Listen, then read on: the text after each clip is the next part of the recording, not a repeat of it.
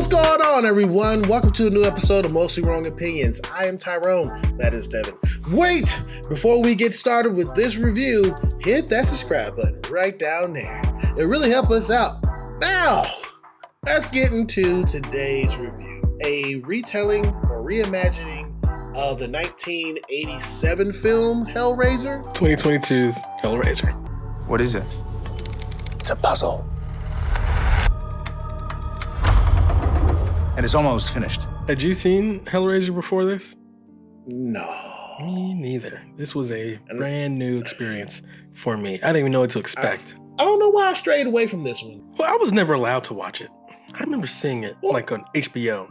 And I was, this was like years after this film came out, because obviously I wasn't even born yet, so when this movie came out, or I just got born, one or the other. That was the year I was born. But I remember seeing it like I was 5 or 6 years old, just like on HBO, and be like, ooh, what's that? My parents be like, you do not watch this shit. And I was like, oh, okay, this is an adult movie. All right, I gotta see this. And then I just forgot about it. And here we are, 35 years later, and we finally got around to watching it. And I can see why my parents wouldn't want like a little 5-year-old to watch this, but I can also see why I forgot it. Because this movie, we went back and watched the 87 version, and there are some things I liked a lot, but ultimately, like the lore of Hellraiser did nothing for me. That first one, the practical effects was amazing. Yeah, I was like, wow, it looks great. The effects looked incredible. Like, yeah. And he was like oozy, he looked wet and nasty. That was great. It was so disgusting.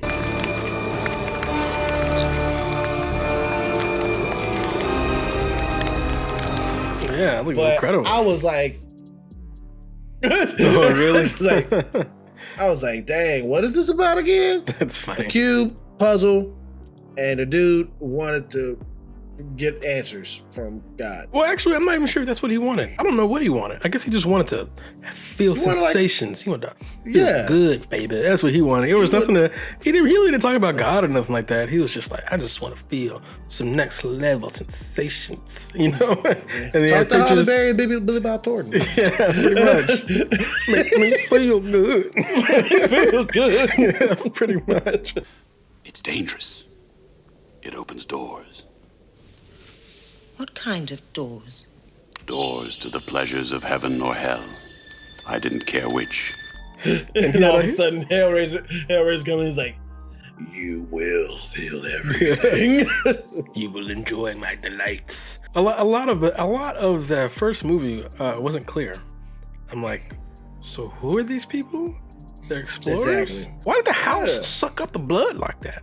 And then on top of that, probably what made you tired is it doesn't feel very modern. It feels very 80s. It moves at a very different pace. I like my old 80s movies. I like Friday the 13th. I like all the Jason films. I like Poltergeist. I like those films. It's just this one, I don't know. I felt nothing for the characters for the first one. When's the last time you saw those movies that you just mentioned? When's the last time you saw them? 10 years ago, maybe. Watch them again. They're slower than you think. 1,000 times slower than you. Modern movies move fast. They're like, they're like a machine gun. The older movies are much slower. And I feel like a modern audience looking at like an 80s movie today, it feels like it's in slow motion. I've seen those films several times before already. So it's not like, me seeing this film for the first time from 1987, I didn't feel it. But one of the things I did like about the 87 version was everything really aside from the Hellraiser-y stuff. Like, I liked that there was a monster man in the attic, and the monster man in the attic was making someone in the house like trap and kill people so that he can become just slightly less monsters as the movie goes on. I thought that was cool. I was like, that's a really, really good premise right there. I can see a book series out of that. I can see a movie series. That's really interesting. I thought that was cooking. But the little puzzle thing, I didn't understand. And the Centibites, I didn't really get them. Man, I kept saying, sentinels in my head. I'm like, I could call them the megabytes. I'm like, the megabytes? What is this? Or Cinnabons? Cinnabons. I didn't really understand what they were doing. None of that shit. Which is why I was kind of interested in watching the remake, reboot, reimagining. I was like, this will clear things up. This will help me understand the Hellraiser series a little bit better. It did not. I am on the opposite side. I kind of feel like it did help me understand it. Okay. At least the puzzle. Not really the so much puzzle's of the different in myth this of- one. Not really so much of the lore of why this is happening. I just know that the Centibites come from a different dimension, and this dimension is like hell, right? Or heaven. It's unclear. Or heaven. It's under.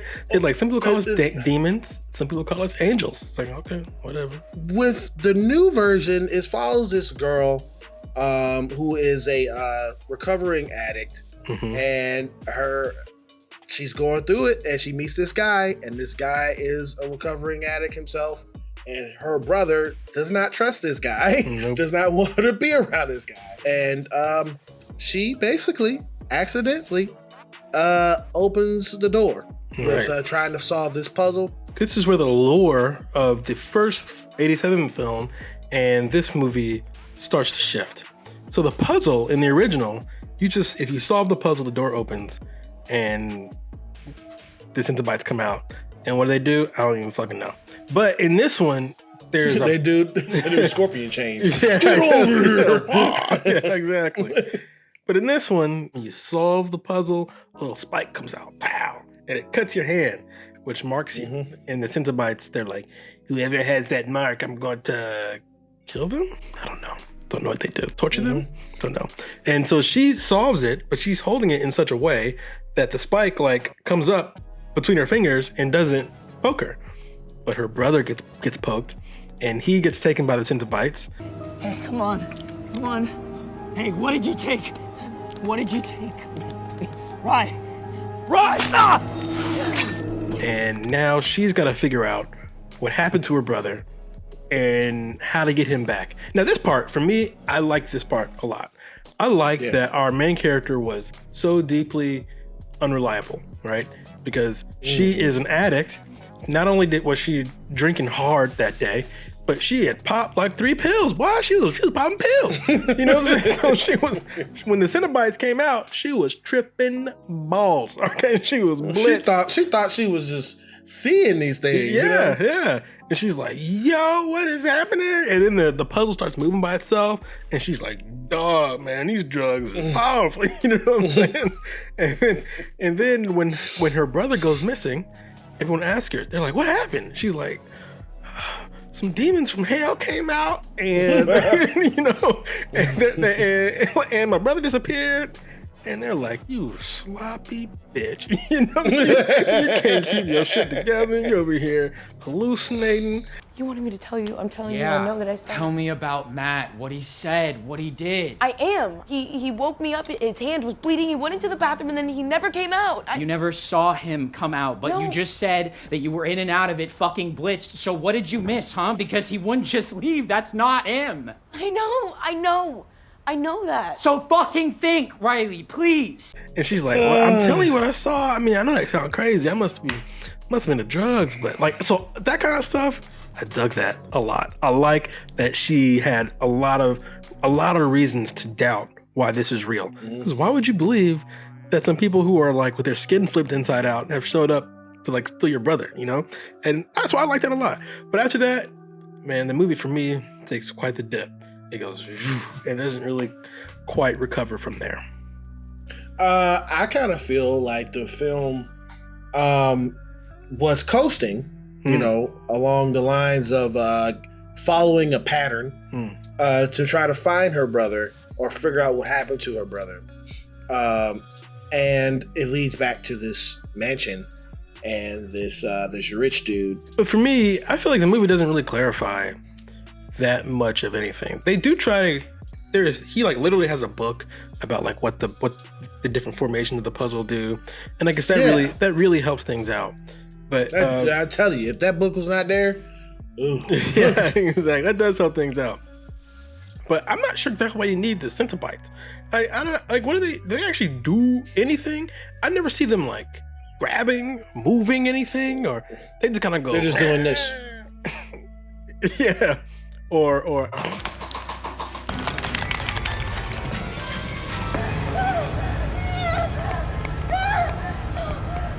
And that's it. You know? And so I'm like, what does this do? You know?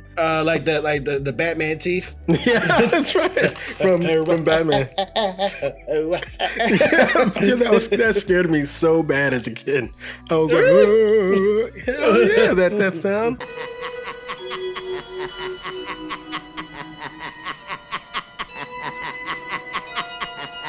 In the 80s, the Centibites, they're all dressed in like dominatrix gear and shit. And like, that doesn't, for a modern audience, that means nothing.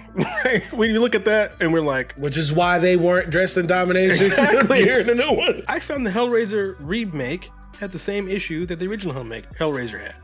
And it's that I didn't really care about the lore. I liked the original setup. Like I said, for the remake, I liked that our main character was unreliable. I liked that something supernatural happened to her and she couldn't explain it herself. She couldn't explain it to anybody else. I liked that a lot. I liked how in the original 87 film, there's like a monster man in the attic forcing his lover to go kill for him. I like that a lot. But as soon as we move towards the Centibites, man, my interest I'm like, what is this? I always got confused. What do you say about the special effects in this film as compared to the first? So the special effects in the 87 film, man, I thought those were awesome. The monster man in the attic, he looked appropriately nasty. He moved just a little bit too fast. Like in the beginning of the film where he's like on the floor and he's like crawling towards her. He moved like too fast. It was really odd and off-putting.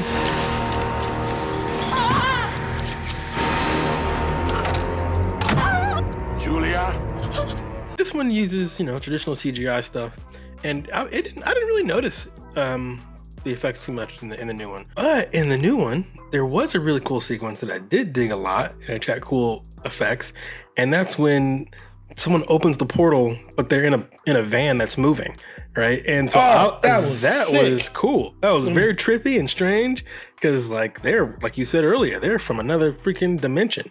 They don't care if you're driving down the street. That means nothing to them. So they just rip time and space apart right there. And I thought that looked awesome. That was cool. I was like, yo, yeah, Draggy? The Scooby-Doo van is stretching out into a hallway. Yeah. And the girl is like, she's looking at it, she's like y'all seeing this shit? The Centibites, I'm gonna be honest, they're not an intimidating foe. It just didn't do anything for me. You know what I'm saying? That's what I'm saying. That's what I'm saying. I wasn't excited about it or scared about it or anything like that. It doesn't help that the Centibites very literally don't do anything, right? They stand there. They very literally stand there. There was one that like was reaching and grabbing, and there's another one that ran. He seemed to be blind, and he like ran. And so as soon as he heard sound. So that was cool. That was but one interesting thing about Pinhead is I've never seen the sequels, so if this happened in another one of the sequels, fuck it, beat me up. I don't give a shit. But me neither. Pinhead reaches up and she pulls like a pin out of her head, and that shit was long.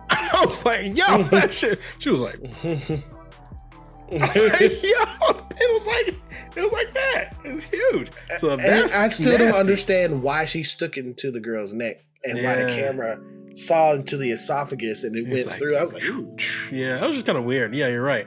I feel like you could have shown that the pin went through her neck just by showing it going through her neck. I don't and know why she didn't keep it there. yeah, I don't know. I don't understand any of that stuff.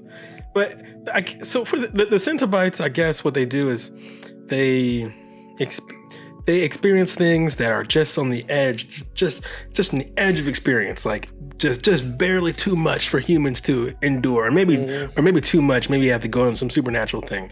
So their skin is flayed open, and their mouths are ripped open. There are pins all in them. They look like they're in constant pain and agony, and it looks like their pain is also pleasurable somehow. I don't know. And they seem to be confused when you don't find it pleasurable, because like you said, the rich guy had a contraption on him. The contraption literally got on his nerves. It was literally on his nerves. It was moving his nerves throughout his body. Physically on his nerves. And he didn't find this to be sexy or hot. He was just like, yo, this shit fucking hurt, dog. Get this shit off me. And they're like, you reject our delights, our gifts? And I'm like, yeah, I reject that nasty ass shit too, you know? He thought that he beat the program. And he's like, take it out of me. And he wants like power instead of how to feel good, you know, instead of pleasure or whatever it was. Pleasure, yeah. So they took it out of him. Then they was like, "You want power?" Ooh, this damn freaking huge freaking chain comes out of the sky and basically makes him into a Cinnabite. now he's a delicious Cinnabite. You know? But one of my issues with that was that whole story was tacked on kind of at the very end. There's a little bit of that in the beginning, and it was tacked on the end. But ultimately, I didn't give a shit. I was more interested in the girl, and we kept leaving her story to talk about this rich guy's story, which to me slowed things down a lot, and it made the film feel clumsy and like unfocused. Exactly, man. But you want to get into the rating of this thing? Let's do it, man. As it's compared to the first 1987 film, I feel like this version told a more cohesive story revolving around the puzzle piece. It made me understand like the workings of the puzzle piece, how many stages of the puzzle piece, and I liked that the Cenobites stand around and looking at you guys most of the time while you die and stuff. No, because I like my movie monsters to be engaging. Yeah, to like be active and be like doing shit. Doing stuff. But for me, I'm going to go ahead and give this film a C-. Yep. Okay, I'm giving it a very similar score. I'm giving this a C. I don't think I'm wild about this series, the Hellraiser series. Yeah. This series these two movies didn't do anything for me. I can see some aspects in the first film why people like the Hellraiser series. I don't know what the obsession with Pinhead is. He didn't do fucking shit. I don't understand.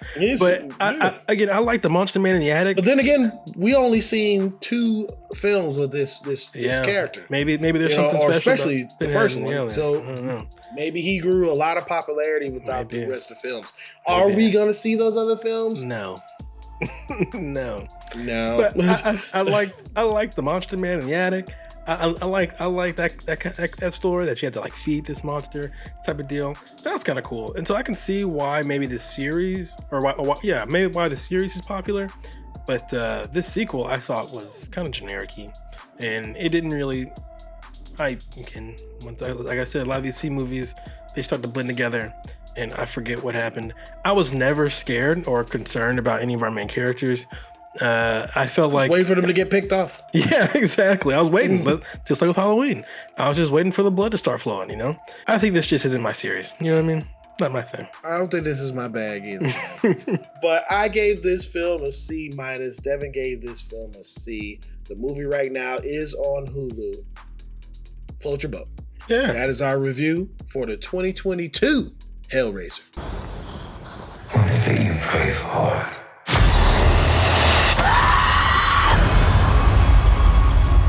Thank you for clicking on this video and seeing our mugs. We really do appreciate it. And our subscriber count has been increasing because of people like you. Go ahead and hit that subscribe button right down here. You know, it really does help us out. And if you did like our review for this film, hit that thumbs up. It really does help out the channel. Or you can hit that thumbs down. Whatever you choose, it is your opinion. Just remember one thing, it is mostly wrong, okay? See you later.